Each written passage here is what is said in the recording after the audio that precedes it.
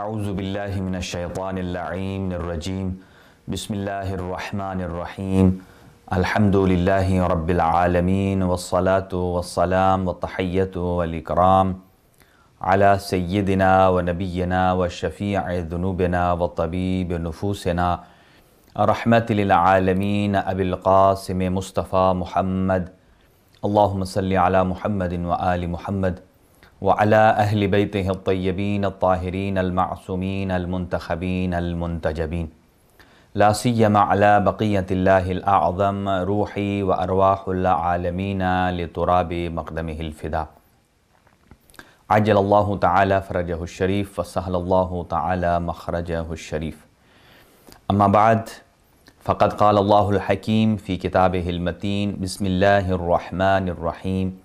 انَّكَ لَعَلَىٰ خُلُقٍ عَظِيمٍ صدق اللہ العلی العظیم۔ محترم ناظرین اور ویورز، بعرض سلام و ادب آپ کی خدمت میں پروگرام اخلاق اسلامی لے کر کے حاضر خدمت ہیں، اور قبل اس کے کہ اپنی معروضات کو آپ کی خدمت میں گوش گزار کیا جائے، سب سے پہلے حضرت امام علی الرضا علیہ السلام کی ولادت با سعادت کی مناسبت سے آپ تمام مومنین اور مومنات، ناظرین، ویورز، سامعین سب کی خدمت میں بالعموم اور بالخصوص اپنے زمانے کے امام حضرت حجت ابن الحسن العسکری علیہ السلام کی بارگاہ میں ہدیہ تبریک پیش کرتے ہیں، اور دعا گو ہیں کہ پروردگار عالم ہم سب کو، مومنین و مومنات کو، ائمہ طاہرین علیہم السلام کی سیرت طیبہ پر عمل پیرا ہونے کی توفیق عنایت فرما، اور بار بار عتبات عالیہ کی زیارات سے مشرف فرمائے۔ دو احادیث، سب سے پہلے امام علی ابن موسیٰ الرضا علیہ السلام کی زیارت کے عنوان سے، اور پھر ہم آگے اخلاق اسلامی کے عنوان سے بڑھیں گے۔ چونکہ جتنا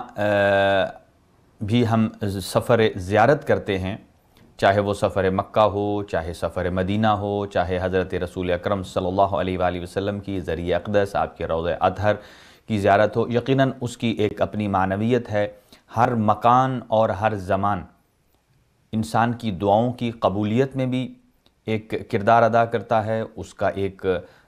اثر ہوتا ہے۔ اسی طرح اہل بیت اطہار علیہ السلام کی ذریعہ مقدس پر بھی جب آپ سفر کرتے ہیں تو یہ بھی ایک روحانی سفر ہے، یہ ایک معنوی سفر ہے جو انسان کو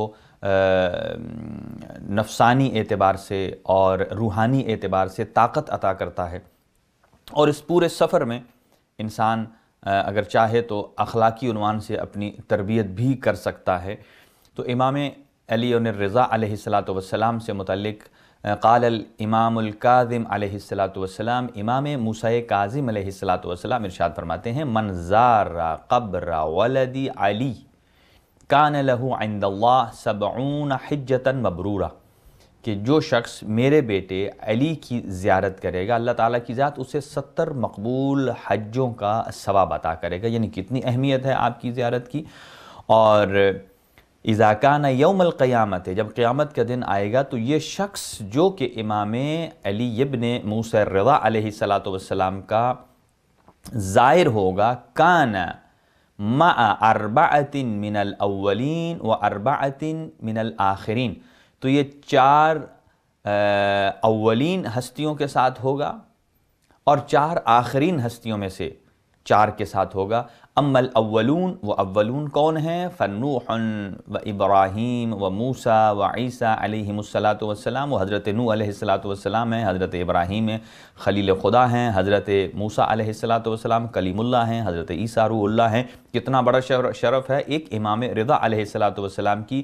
زیارت کے نتیجے میں اللہ تعالیٰ کی ذات اس کو یہ شرف عطا کر رہا ہے۔ وَأَمَّا الْآخَرُونَ، اور آخرون کون ہوں گے؟ فَمُحَمَّدٌ وَعَلِيٌّ وَالْحَسَنُ وَالْحُسَيْنُ علیہم السلام، ان ہستیوں کے ساتھ ہوگا روز محشر میں۔ گویا معصومین علیہم السلام کی ذریعہ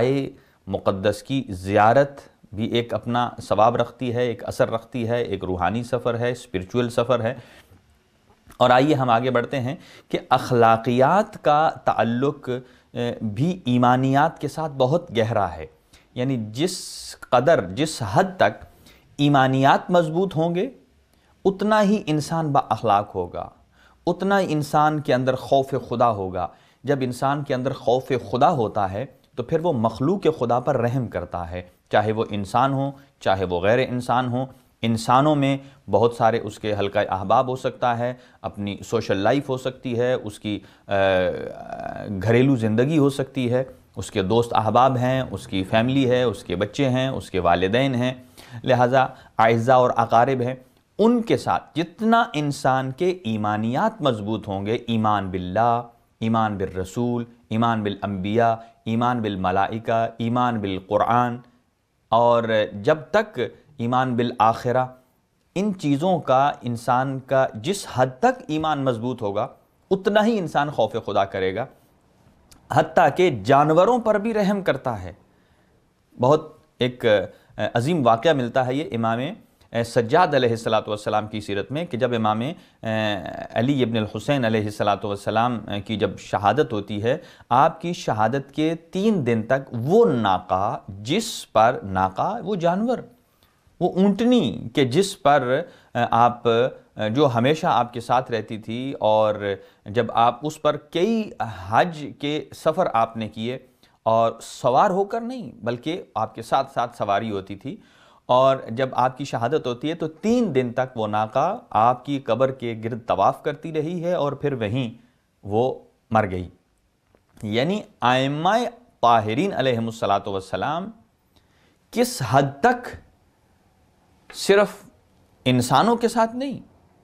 حیوانوں کے ساتھ بھی کس قدر رحم کرنے والے تھے کہ وہ بھی اتنے مانوس ہو جاتے تھے۔ لہٰذا اخلاقیات کا تعلق ایمانیات سے بہت ہی گہرا تعلق ہے، اور اسی چیز کو میں آج ایک روایت میں آپ کی خدمت میں پیش کرنا چاہتا ہوں، اور ایک روایت امام علی ابن موسیٰ رضا علیہ السلام سے، پھر اس روایت کی طرف آتے ہیں کہ جو حضرت رسول اکرم صلی اللہ علیہ وآلہ وسلم کی حدیث مبارکہ ہے، جو آپ نے حضرت امیر المؤمنین کے استفسار پر 109 مومن کی صفات کو بتایا ہے، اور وہ تمام کی تمام صفات ایسی ہیں، وہ اخلاقی اوصاف ہیں،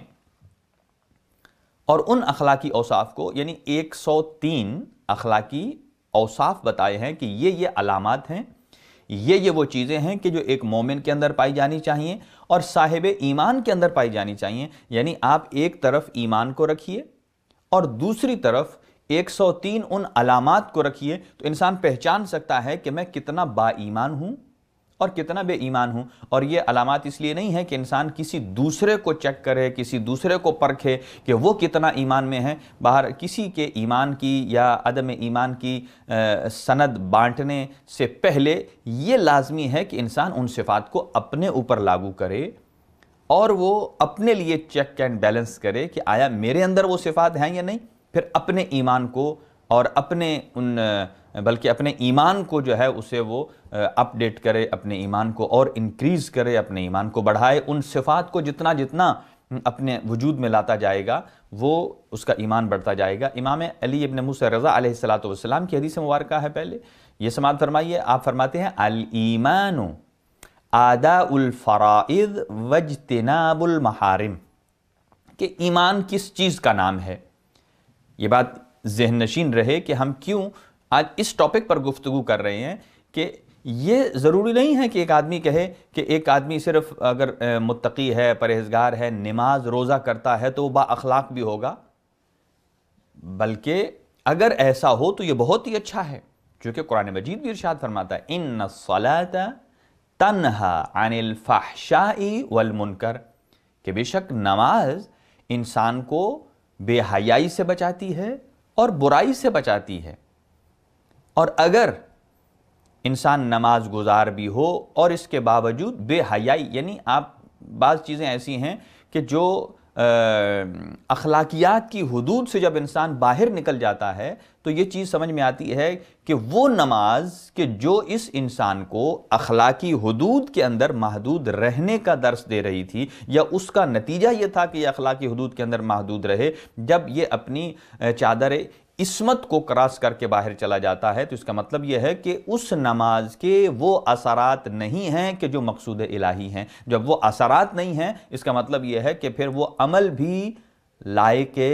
قبول نہیں ہوگا۔ تو ایمان اداء الفرائض، پہلے فرائض کو انجام دینا ہے، واجبات پر عمل پیرا ہونا ہے، واجتناب المحارم، اور محارم سے اجتناب کرنا ہے جو حرام کام ہے، اور والایمان هو معرفت بالقلب، ایمان کا تعلق ہے انسان قلبی اعتبار سے معرفت حاصل کرے، واقرار باللسان، اور جس چیز کی معرفت حاصل کی ہے دل سے اس کا زبان کے ساتھ اقرار بھی کرے،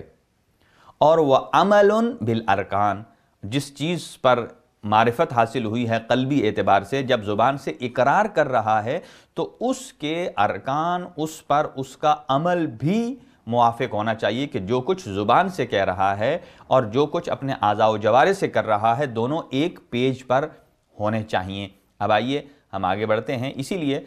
جب معصوم سے پوچھا گیا کہ آپ نے حدیث مبارکہ میں ارشاد فرمایا کہ رحم اللہ عبدا احیا امرنا، کہ اللہ تعالیٰ کی ذات رحم کرے اس بندے پر کہ جو ہمارے امر کو زندہ کرتا ہے۔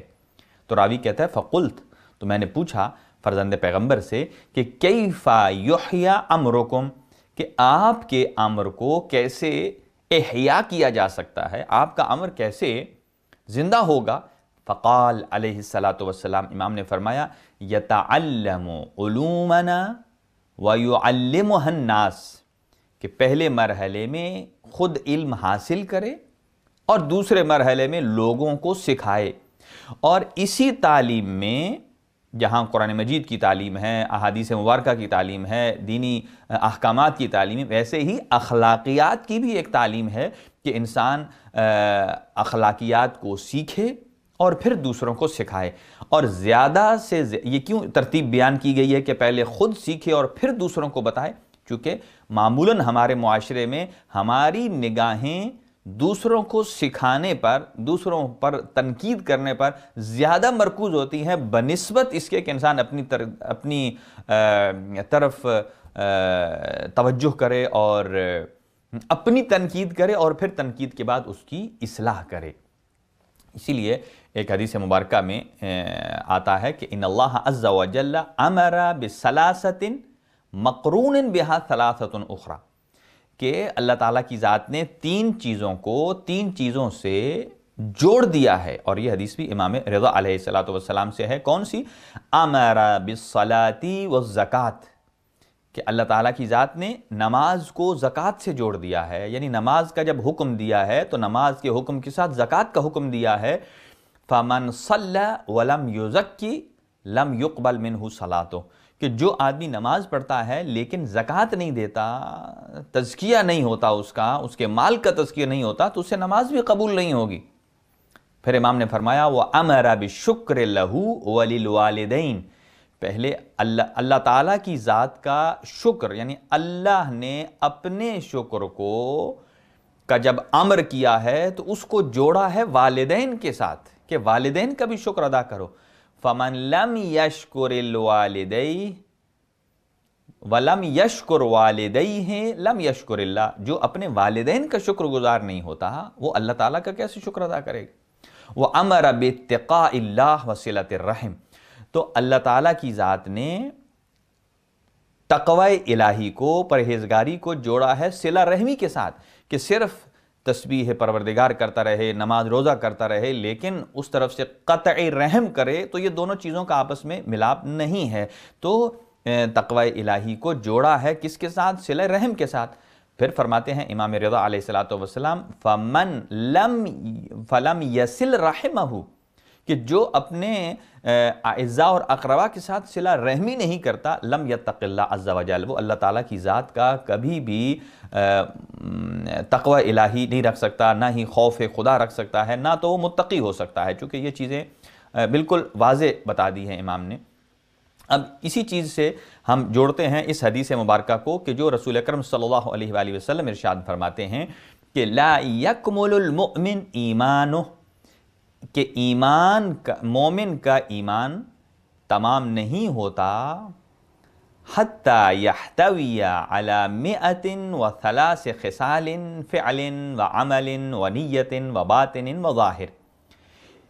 کہ مومن جو ہے لا یکمل المؤمن ایمانہ کہ مومن کا ایمان کامل نہیں ہوتا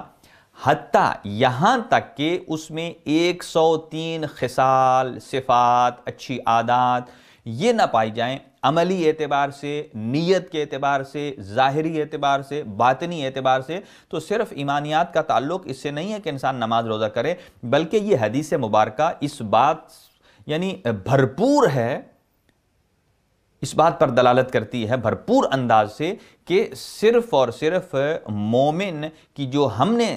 ایک ڈیفینیشن سمجھ رکھی ہے وہ کافی نہیں ہے، بلکہ 103 علامات اور بھی ہیں، اور یہ اخلاقی اوصاف ہیں۔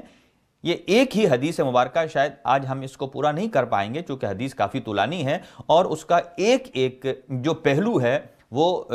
وسعت طلبی کا جو ہے وہ مظاہرہ کرتا ہے۔ اور پھر حضرت امیر المؤمنین علی ابن ابی طالب علیہ السلام نے سرکار دو عالم حضرت محمد مصطفیٰ صلی اللہ علیہ وآلہ وسلم سے پوچھا، یا رسول اللہ وہ 103 اوصاف کون سے ہیں؟ آپ صلی اللہ علیہ وآلہ وسلم نے ارشاد فرمایا، من صفات المؤمن ان یکون،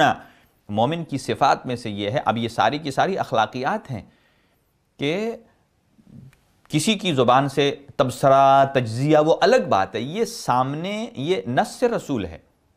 جوال الفکر کہ وہ فکری جولان کا حامل ہونا چاہیے مومن کو، یعنی ہر وقت وہ اسے فکر میں رہنا چاہیے۔ قرآن مجید بھی اسی کو متوجہ کرتا ہے، افلا یتدبرون القرآن، افلا یتدبرون، کیوں نہیں غور و فکر کرتے، کیوں نہیں تدبر کرتے؟ تو تدبر کا تعلق انسان کی فکر سے ہے، انسان کی سوچ سے ہے۔ بہت ساری چیزیں ایسی ہیں کہ جو انسان روایات میں نہیں پڑھتا ہے، لیکن خود انسان کی سوچ، انسان کا ضمیر، انسان کا وجدان اس بات کو طے کر سکتا ہے کہ یہ کام صحیح ہے، یہ کام غلط ہے۔ تو جو اچھا ہے اس کو وہ فالو کرے، اور جو برا ہے اسے ترک کر دے۔ نمبر 2، جوہریت ذکر ہمیشہ یاد خدا میں رہتا ہے۔ جب یاد خدا رہتا ہے، یاد خدا میں رہتا ہے تو پھر انسان کسی کے اوپر ظلم اور زیادتی نہیں کرتا۔ کثیرن علمہ، کثیر علم رکھتا ہے، ہمیشہ کوشش اس کی یہ ہوتی ہے کہ وہ علم میں زیادہ ہو۔ اب صفات دیکھیے، عظیماً حلمہ، وہ سب سے زیادہ حلیم ہونا چاہیے، بردبار ہونا چاہیے۔ لوگ مختلف الآراء ہو سکتے ہیں، لوگ نظریے کے اعتبار سے مختلف ہو سکتے ہیں، فکری اعتبار سے مختلف ہو سکتے ہیں، ان کی اوپینین مختلف ہو سکتی ہے، لیکن اگر کوئی اس کے ساتھ بات کرتا ہے، اگر کوئی مخالف الفکر ہے اس کے سامنے، تو وہ بڑے ہی تحمل کے ساتھ، بڑے ہی حلم کے ساتھ مظاہرہ کرتا ہے۔ اور پھر حضرت رسول خدا صلی اللہ علیہ وآلہ وسلم ارشاد فرماتے ہیں، جمیل المنازعتی، کہ مومن کی اخلاقی کیفیت کیا ہونی چاہیے بموقع نزاع، کہ جب ڈسپیوٹ ہو جائے، جب دو آدمیوں کے درمیان جسے کہا جائے کہ بحث و تکرار ہو جائے، یہ بہترین لفظ ہے بحث و تکرار، وگرنہ تو اس سے لوگ آگے چلے جاتے ہیں تو وہ ادب کی حدود سے باہر نکل جاتے ہیں۔ تو اسی لیے عرض کیا گیا آپ کی خدمت میں کہ جب کسی کے ساتھ انسان فکری اختلاف رکھتا ہے، یا اس کی فکری ہم آہنگی نہ ہو، یا دوسرے اعتبار سے مسلکی ہم آہنگی بھی نہ ہو، لیکن بیٹھ کر گفتگو اچھے پیرائے میں ہو سکتی ہے، سرکار دو عالم ارشاد فرماتے ہیں کہ نزاع کی صورت میں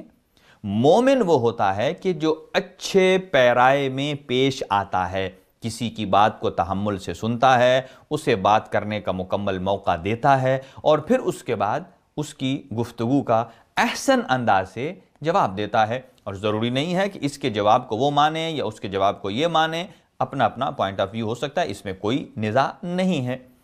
نمبر 6، کریم المراجعت، دوسروں کے ساتھ میل جول رکھنے میں اور رجوع کرنے میں بزرگواری سے پیش آتا ہے۔ یہ مومن کی ایک اخلاقی حسن ہے ایک مومن کا، یعنی اس انتظار میں نہیں رہتا کہ میں کہیں سے گزروں گا تو کوئی مجھے سلام کرے گا تو میں اس کا جواب دوں گا، قطعاً ایسا نہیں ہے، بلکہ خود سلام میں پہل کرے۔ حضرت رسول اکرم صلی اللہ علیہ وسلم کی سیرت یہی ہے، حتیٰ کہ وہ شخص جو ناراض ہے اس کو بھی پہلے سلام کرے، اس لیے کہ سلام کرنا مستحب ہے۔ جو شخص اس سے ناراض ہے اور اس کے لیے واجب ہو جائے گا کہ وہ جواب دینا، اور جیسے ہی جواب دے گا تھوڑا سا اس کے یعنی سلام کے مقابل میں جب جواب سنائی دیتا ہے تو ہلکا سا انسان کے اندر جب ایک دفعہ سلام ہوا، دوسری دفعہ 5-10 دفعہ جب سلام اور اس کا پھر جواب ہوتا ہے تو انسان کے دل میں خود بخود ایک نرمی ایجاد ہوتی ہے۔ تو دوسروں کے ساتھ میل جول رکھنے میں، ان کے ساتھ رجوع کرنے میں بزرگواری سے پیش آنا چاہیے، یعنی شکستہ نفسی سے پیش آنا چاہیے، تکبر کو اپنے سے دور رکھنا چاہیے۔ جب دور رکھیں گے تو یہ معاملات آگے بڑھ سکتے ہیں۔ نمبر 7، اوسع الناس صدرا وادلہم نفسا، کہ مومن کی ایک اخلاقی علامت یہ ہے کہ اس کا سینہ کوشادہ ہوتا ہے، یعنی مشکلات میں بھی کوشادہ روئی کا مظاہرہ کرتا ہے، اور اس کے ساتھ ساتھ اس کے نفس سے عجز اور انکساری چھلک رہی ہوتی ہے۔ بعض اوقات انسان جب اس کے حالات اچھے ہوتے ہیں تو بڑی ہی وسعت قلبی کے ساتھ مظاہرہ کرتا ہے، بہت سارے اپنوں کو بلا لے گا، دوسروں کو بلا لے گا، اور اچھے انداز سے گفتگو کرے گا۔ اسی لیے کہتے ہیں کہ جب پیسہ آتا ہے تو نزاکت بھی آ جاتی ہے، چہرے پر اسمائل آ جاتی ہے، بولنے چالنے کا انداز اس کا بالکل ایک دم لہجہ چینج ہو جاتا ہے۔ لیکن نہیں، اوسع الناس صدرا، کہ جب مشکل حالات آئیں تو مشکل حالات میں بھی اچھا برتاؤ کرنا، یہ مومن کی علامات میں سے ایک علامت ہے۔ اور نمبر 8، رسول خدا ارشاد فرماتے ہیں ضحکہ تبسما واجتماعہ تعلما، کہ مومن جب ہنستا ہے تو مسکرانے کی حد تک ہے، یعنی اس سے بڑھ کر نہیں، یعنی کہا مارنا، بہت اونچا باچھیں پھاڑ پھاڑ کے ہنسنا نہیں۔ حضرت رسول اکرم صلی اللہ علیہ وآلہ وسلم اور اہل بیت اطہار علیہ السلام کی سیرت میں یہ چیز موجود ہے کہ خود حضور سرور کائنات صلی اللہ علیہ وآلہ وسلم مسکراتے تھے، ہمیشہ مسکراہٹ آپ کے چہرے پر رہتی تھی، لیکن مسکراہٹ کی حد تک۔ اور ضحک کو، اس کا ضحک تبسم ہونا چاہیے، اس کے چہرے پر ایک تبسم آئے، ایک مسکراہٹ آئے، ایک اسمائل آنا چاہیے، اور اس کی جو سماجی زندگی ہے، اس کی جو سوشل لائف ہے، اس میں تعلیم، تفہیم اور علم کے حصول کے لیے اسے آگے بڑھنا چاہیے۔ کسی سے میل جول رکھ رہا ہے، کسی آدمی سے علمی جملہ سیکھ لیتا ہے، کسی سے اخلاقی طور پر متاثر ہوتا ہے۔ بہت سارے ایسے افراد ہیں کہ جو دنیا میں کسی سے متاثر ہوتے ہیں اور پھر ان کی عادات کو اپنا لیتے ہیں، جبکہ ہمارا جو رول ماڈل ہے اخلاق اسلامی کے عنوان سے ہم جس کا تذکرہ کر رہے ہیں، وہ ایسی ہستیاں ہیں کہ جو وجہ تخلیق کائنات ہیں، کہ جن کو قرآن مجید نے خلق عظیم سے تعبیر کیا ہے، حضرت محمد مصطفیٰ صلی اللہ علیہ وآلہ وسلم، اور پھر ان کے بعد اہل بیت اطہار علیہ السلام کے جو معصوم ہیں، جن کی زندگی کا ہر شعبہ ہمارے لیے نمونہ عمل ہے۔ اور نمبر 9، مذکر الغافل معلم الجاہل، کہ مومن کیا کرتا ہے، وہ غافل جو ہے آدمی اور لاپرواہ آدمی اس کو تذکر دیتا ہے۔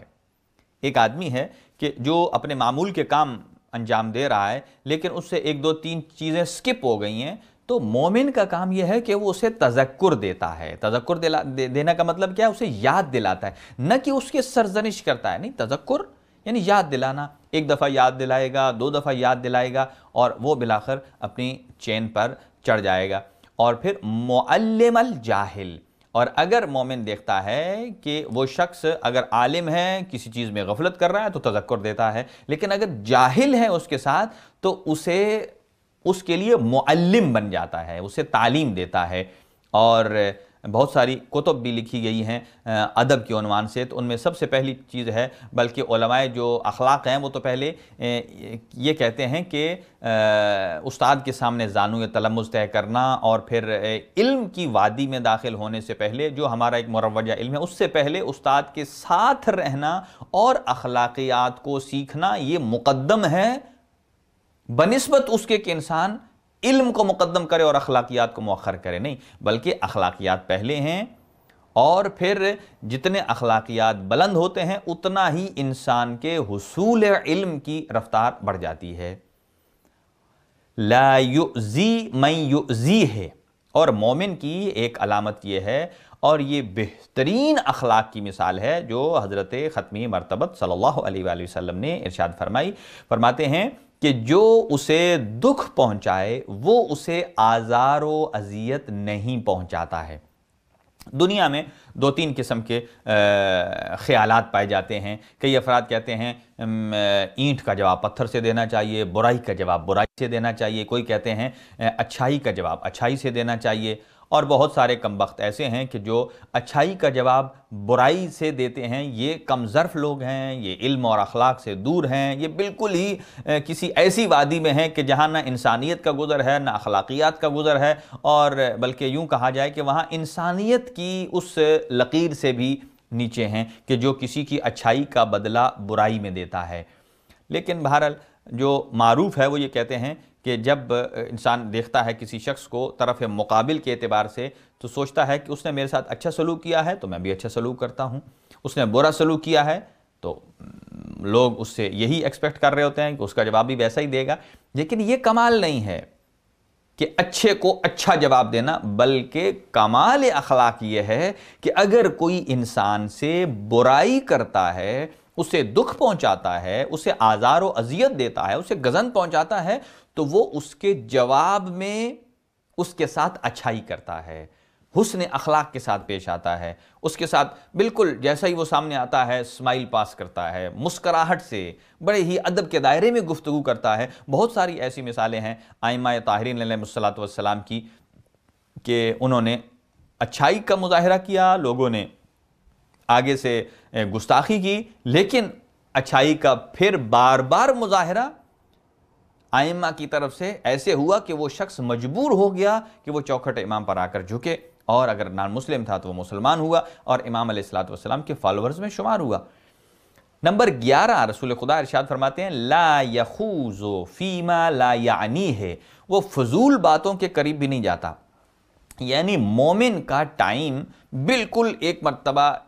بالکل ڈیوائیڈڈ ہوتا ہے، جیسا کہ معصومین علیہ السلام نے ارشاد فرمایا کہ مومن اپنے دن کو 4 حصوں میں تقسیم کرے. ایک حصہ یاد خدا کے لیے رکھے، ایک حصہ کسب معاش کے لیے رکھے، ایک حصہ اپنی فیملی کے لیے رکھے، ایک حصہ اپنے اعزاء اور اقارب اور دوست احباب کے لیے رکھے. تو یعنی کہ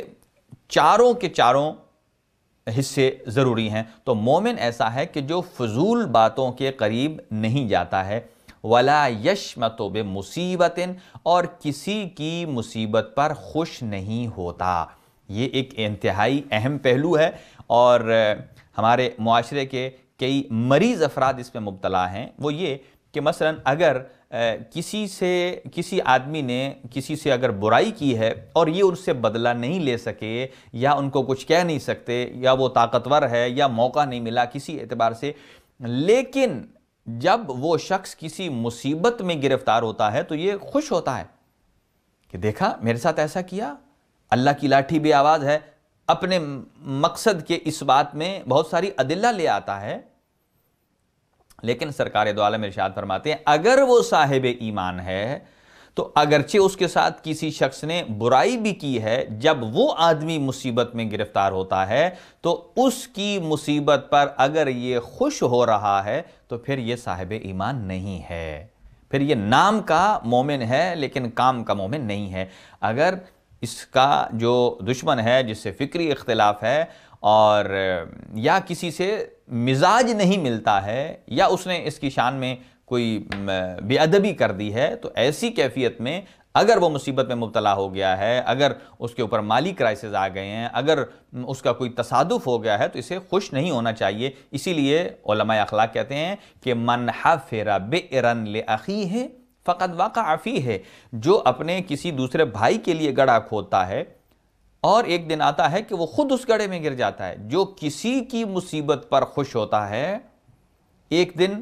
اس کی مصیبت پر بھی کوئی خوش ہوگا، یا وہ خود اس مصیبت میں وارد ہوگا. لہٰذا یہ اخلاقی ایک اقدار میں سے شمار ہوتا ہے کہ اگر کوئی مصیبت میں ہے تو کسی کی مصیبت پر خوش نہیں ہونا چاہیے. اور نمبر 13 وَلَا يَذْكُرُ أَحَدًا بِغِيبَةٍ، یہ ایک معروف موضوع ہے جس پر علماء کرام نے، واعظین اعظام نے بہت مقامات پر گفتگو کی ہے کہ وہ کسی کی غیبت نہیں کرتا ہے. اگر کسی کی غیبت کرتا ہے تو پھر اس کا ایمان اس درجے پر نہیں ہے کہ جو اس کو کسی کی غیبت سے روکے. چونکہ ایمان باللہ، ایمان بالرسول، ایمان بالقرآن، ایمان بالملائکہ، ایمان بالآخرت اور ایمان بالائمہ معصومین علیہ السلام، جب ان ہستیوں پر ایمان رکھے گا تو اس کا نتیجہ یہ ہے کہ ان کو فالو کرے اور کسی آدمی کی غیبت نہ کرے۔ اچھا، یہاں ایک حدیث کا ترجمہ پیش کرتا ہوں آپ کی خدمت میں، اور وہ یہ کہ جب انسان غیبت کر رہا ہوتا ہے تو یہ اپنے تائیں ایک ٹیسٹ لے رہا ہوتا ہے، ایک لطف لے رہا ہوتا ہے، جبکہ کہا گیا ہے روایات میں کہ الغیبت جہد العاجز، کہ غیبت کون کرتا ہے؟ کمزور لوگوں کا شیوا غیبت کرنا ہے۔ بدلہ جو نہیں لے سکتے، جو کم طاقت والے ہیں، ان لوگوں کا شیوا، کیا جو عاجز لوگ ہیں، وہ ان کی ایک ناکام کوشش ہے کہ وہ کسی کی غیبت کرتے ہیں اور غیبت کر کے اپنے دل کو بہلا لیتے ہیں، کسی اور کو بتا دیا، کسی کے راز کو افشا کر دیا۔ یہ شرعاً بھی درست نہیں ہے، اخلاقاً بھی درست نہیں ہے، اور معاشرے کو کے حقوق کے اعتبار سے بھی درست نہیں ہے، انسانی حقوق کے اعتبار سے تو بالکل ہی درست نہیں ہے۔ اور جب یہ کسی کی غیبت کر رہا ہوتا ہے تو نتیجہ کیا نکلتا ہے؟ تو یہ شخص جو کسی کی غیبت کر رہا ہے، ان کی اچھائیاں اور برائیاں ایکسچینج ہو رہی ہوتی ہیں۔ جس آدمی کی غیبت کی جا رہی ہوتی ہے، اس کی برائیاں اس آدمی کے نامہ اعمال میں آ جاتی ہیں جو غیبت کرنے والا ہے، اور اس کی اچھائیاں اس کے نامہ اعمال میں چلی جاتی ہیں کہ جس کی وہ غیبت کر رہا ہے۔ لہذا ایک شخص جب قیامت کے دن وارد ہوگا اور اپنے نامہ اعمال کو دیکھے گا کہ میں نے اتنے اچھے اعمال کیے تھے، لیکن وہ ایک عمل بھی یہاں نہیں ہے، اور بہت ساری برائیاں ایسی ہیں جن کا میں نے ارتکاب نہیں کیا، وہ میرے کھاتے میں کیسے آ گئی ہیں؟ تو آواز قدرت یہ آئے گی کہ تم نے جس کی غیبت کی تھی اس کی برائیاں تمہاری طرف آ چکی ہیں اور تمہاری نیکیاں اس کی طرف جا چکی ہیں۔ تو آپ اندازہ لگائیے، ایک تو اگر کوئی تھوڑا آدمی سینسیبل آدمی ہے، سمجھدار آدمی ہے، عقل و فکر و شعور والا آدمی ہے، جو اپنے کاروبار میں نفع نقصان کو دیکھتا ہے کہ یہاں مجھے پروفٹ ہو رہا ہے، یہاں مجھے لاس ہو رہا ہے، تو وہ جہاں لاس ہو رہا ہے وہ اس کو چھوڑ دیتا ہے۔ تو یہ بھی ایک قسم کا پروفٹ اینڈ لاس ہے۔ وہ کیا ہے کہ اگر غیبت نہیں کرے گا تو اس کو پروفٹ ہے، کم از کم اتنا کہ جو نیکیاں کمائی ہیں وہ ان کا حامل خود ہی ہے۔ اور اگر غیبت کرتا ہے تو ایک تو نیکیوں سے ہاتھ دھو بیٹھے گا، ادھر چلی جائیں گی، اور دوسرا اس کی برائیاں جب ادھر آ جائیں گی تو ان کا خمیازہ بھی اس کو بھگتنا پڑے گا۔ 14ویں علامت یہ ہے بریئن من المحرمات، کہ حرام کاموں سے پاک رہتا ہے، مبرہ رہتا ہے، دور رہتا ہے، یہ مومن ہے۔ تو غیبت بھی حرام کاموں میں آتی ہے، اسی طرح حسد کرنا ہے، اسی طرح جھوٹ بولنا ہے، جھوٹ بولنا بھی حرام ہے، اسی طرح نکتہ چینی یا کسی کے عیب تلاش کرنا، تجسس کرنا، جاسوسی کرنا، یہ سب ٹھیک نہیں ہے۔ ضروری نہیں ہے کہ حرام جب کہا جاتا ہے تو اس سے مراد صرف شراب پینا ہی حرام ہے یا باقی امور جو ہیں، نہیں، جہاں وہ حرام ہے اسی طرح یہ چیزیں بھی حرام ہیں۔ واقفاً عند الشبہات، اور مومن کی اخلاقی کیفیت جو صاحب ایمان ہو جاتا ہے، اس کی اخلاقی کیفیت اس قدر مضبوط ہو جاتی ہے کہ وہ مشکوک کاموں سے بھی اجتناب کرتا ہے۔ ایک تو ہے حرام کام سے اجتناب کرنا، مکروہ سے، مشکوک کاموں سے، یعنی ایسا کام کہ جو اس کے نزدیک واضح نہیں ہے کہ یہ اچھا ہے، اس میں اس کو شک ہو رہا ہے کہ یہ کام، یہ ہر آدمی کو معلوم ہوتا ہے کہ جب انسان اس کی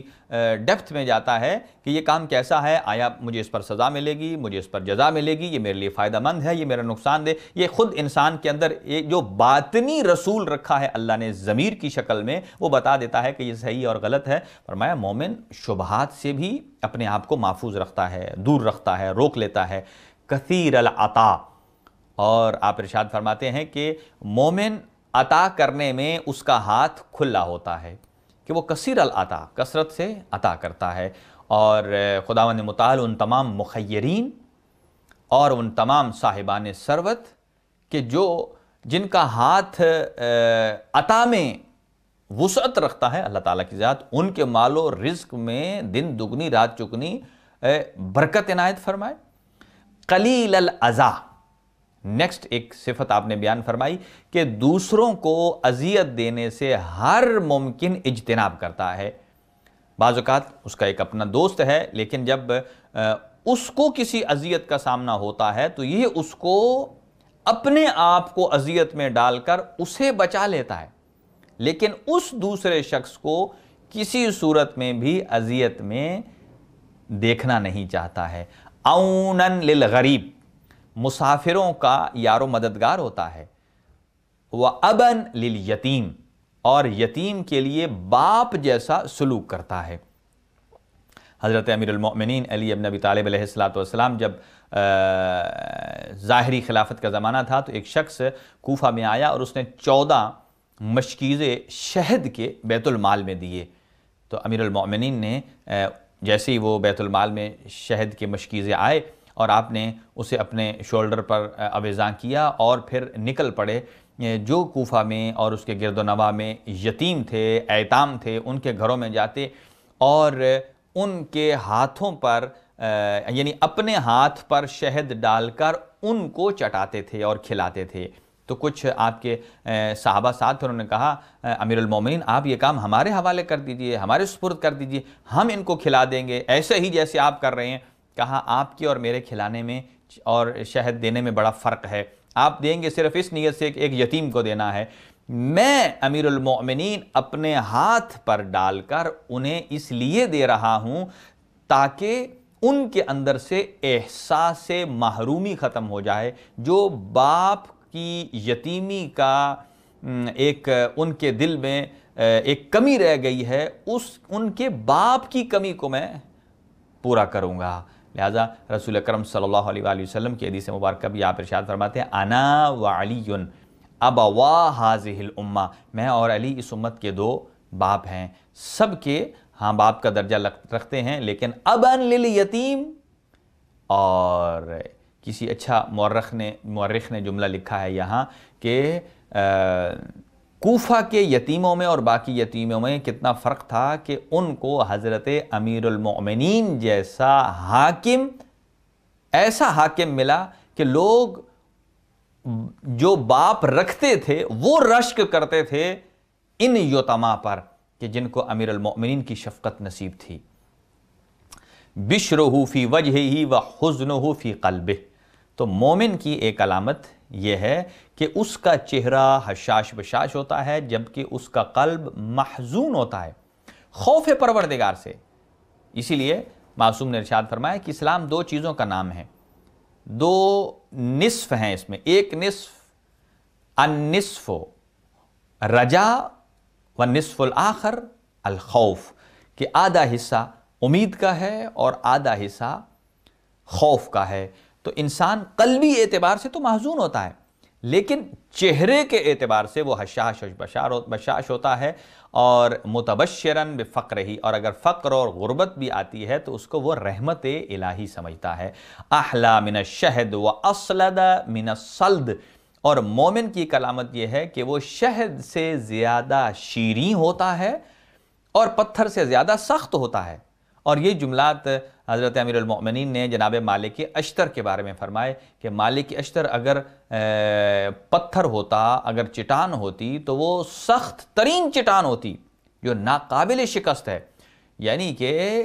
حضرت مالک اشتر اپنے زمانے کے امام اور امیر المؤمنین پر ایمان اتنا محکم رکھتے تھے کہ فرمایا کہ اگر مالک کے 2 ٹکڑے بھی ہو جائیں، کئی ٹکڑے بھی ہو جائیں، تو وہ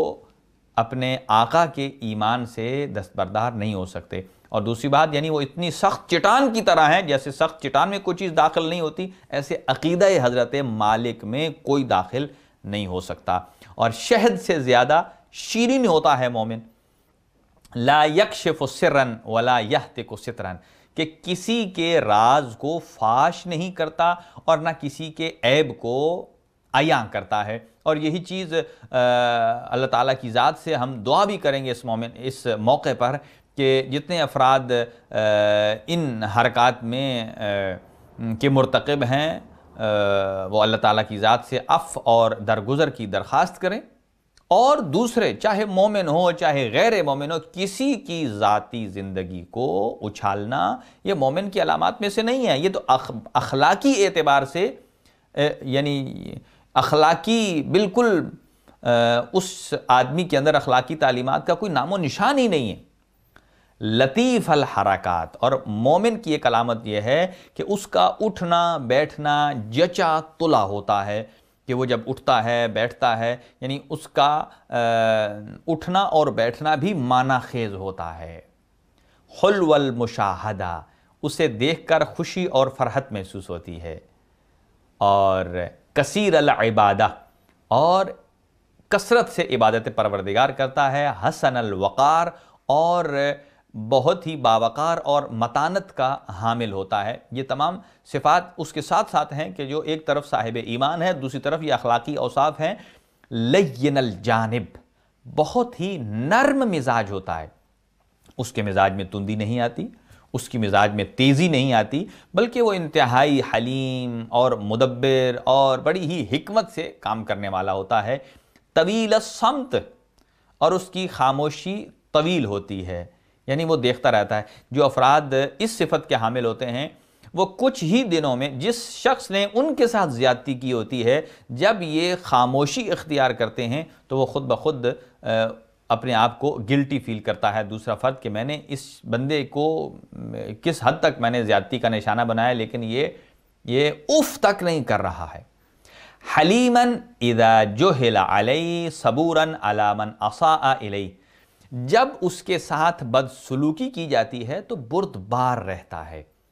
اور جب زیادتی کی جائے تو صبور اور صابر رہتا ہے۔ یعنی یہ اخلاقی ایک صفت ہے، حلیم ہونا، صابر ہونا، کہ جو آدمی بدسلوکی کرتا ہے۔ ہمارے ہاں بدسلوکی کا معیار بھی کوئی اور ہے، کہ جب کوئی آدمی کسی سے پوچھتا ہے کہ بتاؤ میں یہ کام کروں یا نہ کروں، یہ حق ہے یا باطل، وہ کہہ دیتا ہے کہ ٹھیک ہے یہ کام باطل ہے، اسے نہ کرو، تو اگر دوست ہے تو اسے برا منا جائے گا، وہ اسے بدسلوکی سمجھ لے گا۔ یہ معیار ہی بدل گیا ہے۔ معیار حسن سلوک اور بدسلوکی کا معیار کیا ہے؟ وہ حق اور باطل ہونا چاہیے، یعنی جس چیز کو وہ حق سمجھ رہا ہے، جس چیز کو وہ حق سمجھ رہا ہے وہ اچھا سلوک ہے، چاہے وہ میرے ساتھ ہو، میرے دوسرے کے ساتھ ہو۔ اور بدسلوکی ہے وہ چاہے میرے ساتھ ہو بدسلوکی ہے، کسی کے ساتھ ہو بدسلوکی ہے۔ ایسا نہیں ہے کہ میرے ساتھ معاملہ پیش آئے تو بدسلوکی ہے، کسی اور کے ساتھ اگر میں کسی اور کے ساتھ کروں تو وہی بدسلوکی حسن سلوک میں تبدیل ہو جائے، قطعاً ایسا نہیں ہے۔ یبجل الکبیر ویرحم الصغیر، اور وہ بڑوں کا احترام کرتا ہے اور چھوٹوں پر شفقت کرتا ہے۔ 3-4 اور علامات آپ کی خدمت میں پیش کرتے ہیں کہ امیناً علی الامانات بعیداً من الخیانات، کہ مومن کی ایک علامت یہ ہے، یعنی یہ اخلاقی بالیدگی ہے کہ امانتوں کا رکھوالا ہوتا ہے اور خیانتوں سے دور رہتا ہے۔ اسی لیے کہا جاتا ہے کہ المجالس بالامانات، کہ مجالس یا انسان کی جو پرائیویٹ محفلز ہوتی ہیں، یا انسان کی جو کارنر میٹنگز ہیں، یا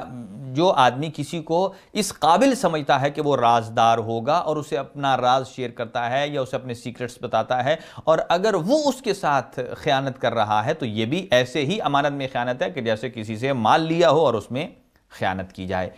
الفہ التقی وحلفہ الحیا، اس کی دوستی کی بنیاد کیا ہونی چاہیے؟ کیا وہ مطلب پرست ہوتا ہے؟ نہیں، مومن مطلب پرست نہیں۔ اس کی دوستی کی بنیاد تقوی الہی ہوتی ہے اور شرم و حیا ہوتی ہے، کہ وہ ایسے شخص کا انتخاب کرتا ہے اپنی دوستی کے لیے کہ جو متقی ہوتا ہے، جو پرہیزگار ہے، جو خوف خدا رکھنے والا ہے، جس کے اندر شرم و حیا پائی جاتی ہے،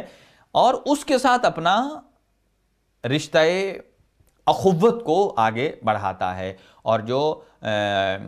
جس میں یہ شرائط پائی جائیں تو 18 ذی الحج آگے آنے والا ہے، اور 18 ذی الحج کو بہترین عمل یہ ہے کہ انسان صیغہ اخوت پڑھے، ایسے دوست کے ساتھ، ایسے بھائی کے ساتھ جس سے وہ انتہائی قریبی ہے۔ اور جیسا کہ مواخات مدینہ کے موقع پر حضرت رسول اکرم صلی اللہ علیہ وسلم نے ایک مومن کو دوسرے مومن کا بھائی بنا دیا، ایک مہاجر کو ایک انصار کا۔ کثیر الحذر، بہت ہوشیار ہوتا ہے۔ اس کا مطلب یہ نہیں ہے کہ جو مومن ہے وہ پھر اتنا سادہ ہو کہ لوگ اس کے ساتھ ظلم اور زیادتی پر اتر آئیں اور وہ آگے سے کوئی ریئیکشن نہ دے۔ کثیر الحذر، وہ ہوشیار اس اعتبار سے ہوتا ہے، جیسا کہ امیر المومنین فرماتے ہیں کہ جو مومن ہوتا ہے اس کی علامت یہ ہے کہ ایک سوراخ سے 2 مرتبہ ڈسا نہیں جاتا ہے، یعنی جس ایک مقام پر مومن کو نقصان ہوا ہے کسی اعتبار سے، اخلاقی اعتبار سے، مالی اعتبار سے، کسی دوست نے ٹھیس پہنچائی ہے، تو پھر وہ نیکسٹ ٹائم اس کے ساتھ نہ اپنا کوئی سیکرٹ شیئر کرتا ہے، نہ کوئی راز شیئر کرتا ہے۔ اگر دوبارہ کرتا ہے تو پھر یہ ہوشیار نہیں ہے، پھر یہ مومن نہیں ہے۔ قلیل الزلل، بہت کم لغزش کا شکار ہوتا ہے۔ حرکاتہ ادب، اور اس کی حرکات اور سکنات جو ہیں وہ انتہائی مؤدب ہوتی ہیں۔ اسی لیے کہا گیا ہے کہ مثل اہل بیتی کمثل سفینۃ نوح، من راکبہا نجا ومن تخلف عنہا ذل فغرق وہوا، کہ اہل بیت اطہار علیہ السلام کی کشتی میں سوار ہو جاؤ، اس لیے کہ میرے اہل بیت کی مثال کشتی نوح کی مثال ہے۔ حضرت رسول اکرم صلی اللہ علیہ وآلہ وسلم ارشاد فرماتے ہیں جو اس میں سوار ہو گیا وہ کامیاب ہے، اور جو اس میں سوار نہ ہو سکا وہ نقصان میں جائے گا۔ اب جو افراد کشتی میں سواری کرتے ہیں وہ جانتے ہیں کہ جب آپ کشتی میں بیٹھ جاتے ہیں تو پھر آپ کا اپنا کوئی ارادہ نہیں ہے اپنی حرکت اور سکون کے اعتبار سے، کہ اگر آپ چاہیں کہ اس وقت آپ حرکت میں رہیں، اس وقت آپ سکون میں رہیں، آپ کا ارادہ کار فرما نہیں ہے۔ کیوں؟ اس لیے کہ اب آپ کشتی کے رحم و کرم پر ہیں، آپ کی حرکات و سکنات اب کشتی کی حرکات و سکنات کے تابع ہیں۔ اگر وہ سکون میں ہے تو آپ بھی سکون میں، اگر وہ حرکت میں ہے تو آپ بھی حرکت میں۔ اس کا مطلب یہ ہے کہ جب انسان کشتی اہل بیت پر سوار ہو جائے تو وہ شخص، اس کی علامت کیا ہے؟ ظاہر اس کشتی سے مراد یہ ظاہری کشتی تو نہیں ہے۔ اس کا مطلب یہ ہے کہ جیسا کہ کشتی میں سوار ہونے والا اپنی حرکات اور سکنات کشتی کے حوالے کر دیتا ہے، اب اس کی اتباع میں ہے، ایسے ہی جو اہل بیت اطہار علیہ السلام کی اتباع میں ہے، جو ان کو فالو کرتا ہے واجبات کے اعتبار سے، مستحبات کے اعتبار سے، اخلاقیات کے اعتبار سے، آداب میں، حسن سیرت میں جو ان کو نمونہ بناتا ہے، نمونہ عمل بناتا ہے، ان کے کردار اور سیرت کو اپنے لیے مشعل راہ قرار دیتا ہے، یقیناً وہی کامیاب ہے اور وہی اس کشتی کا سوار ہے جس سے متعلق رسول اکرم صلی اللہ علیہ وآلہ وسلم ارشاد فرماتے ہیں کہ مثل اہل بیتی کا مثل سفینۃ نوح، حضرت نوح علیہ السلام کی کشتی کی مثال ہے۔ جتنے افراد اس میں تھے وہ نجات پا گئے، اور جو اس میں سوار نہیں ہو پائے وہ غرق ہو گئے۔ مومن کی آخری علامت کلامہ، باقی انشاءاللہ پھر عرض کریں گے آپ کی خدمت میں، وَكَلَامُهُ عَجَبٌ، اور اس کی گفتگو عجیب ہوتی ہے، حیرت انگیز ہوتی ہے۔ اسی لیے کہا کہ من اخلص للہ 40 صباحا، حدیث قدسی ہے کہ جو آدمی اپنی زندگی کے 40 دن اللہ کے لیے مخصوص کرتا ہے، نتیجہ کیا نکلتا ہے کہ جر اللہ ینابیع الحکمت من قلبہ الی لسانہ، تو اللہ تعالیٰ کی ذات اس کے دل سے زبان کی طرف حکمت کے چشمے جاری کر دیتا ہے، اور پھر جب وہ گفتگو کرتا ہے تو لوگ سنتے ہیں۔ اور یہی وجہ ہے کہ جب امام علی ابن موسیٰ رضا علیہ السلام نیشا پور میں پہنچے، آپ نے حدیث سلسلۃ الذہب جو بیان فرمائی، کلمۃ لا الہ الا اللہ حصنی فمن دخل فی حصنی امن من عذابی بشرطہا و شروطہا انا من شروطہا، جب اس حدیث مبارکہ کو آپ نے بیان فرمایا، 33,000 جرنلسٹ تھے، لکھنے والے تھے، جو اس ٹائم جن کے پاس قلم اور دوات تھا لکھنے کے لیے، وہ لکھ رہے تھے۔ یعنی ایک فرزند پیغمبر بیان کرنے والے اور ہزاروں کے اعتبار سے لکھنے والے۔ تو علامہ ذیشان جوادی صاحب، خدا ان کو غریق رحمت فرمائے، ان کا ایک جملہ ہے، وہ فرماتے ہیں کہ نہ جانے کہ یہ انتظام قدرت تھا یا انتقام قدرت تھا، کہ خود رسول اکرم صلی اللہ علیہ وآلہ وسلم نے جب کاغذ قلم طلب کیا تو کوئی دینے والا نہیں تھا، انکار کیا گیا۔ تو اس طرف جب امام علی رضا علیہ السلام کچھ بیان کرنے لگے ہیں، اب امام نے نہیں کہا کہ کاغذ قلم لیا اور لکھ لو، کہا یہ انتظام قدرت ہے۔ اس وقت جب کہا تو کسی نے بھی نہ دیا۔ اب انہی حضرت محمد مصطفیٰ صلی اللہ علیہ وآلہ وسلم کے فرزند ہیں جو امام علی ابن موسیٰ رضا ہیں، جو حدیث ارشاد فرما رہے ہیں، تو 33,000 لکھنے والے ہیں اور 24,000 کے قریب محدثین تھے وہ لکھنے والے ہیں۔ تو کلامہ عجب، عجب کلام ہوتی ہے، لہٰذا مومن جہاں صاحب ایمان ہے، جتنی ایمانیات مضبوط ہوں گی اتنی ہی اخلاقیات مضبوط ہوں گی، بلکہ اس کے برعکس بھی آپ کہہ سکتے ہیں کہ جتنا انسان خوف خدا رکھتا ہے، جتنا انسان با اخلاق ہوتا ہے، اتنا ہی انسان با ایمان ہوتا ہے۔ دعا ہے خداوند متعال ہم سب کو ایمان کی دولت سے مالا مال فرمائے، اور اس کے ساتھ ساتھ اخلاق اہل بیت اطہار علیہ السلام کو سیکھنے اور سمجھنے اور اس پر عمل پیرا ہونے کی توفیق عنایت فرمائے۔ اللہ تعالیٰ کی ذات امام زمان اجل اللہ تعالیٰ فرجہ شریف کا جل ظہور فرمائے، اور اس دنیا کو عدل و انصاف سے پر فرمائے، اور ظلم اور بربریت کا خاتمہ فرمائے۔ وصلی اللہ علی سیدنا محمد وآلہ الطیبین الطاہرین المعصومین۔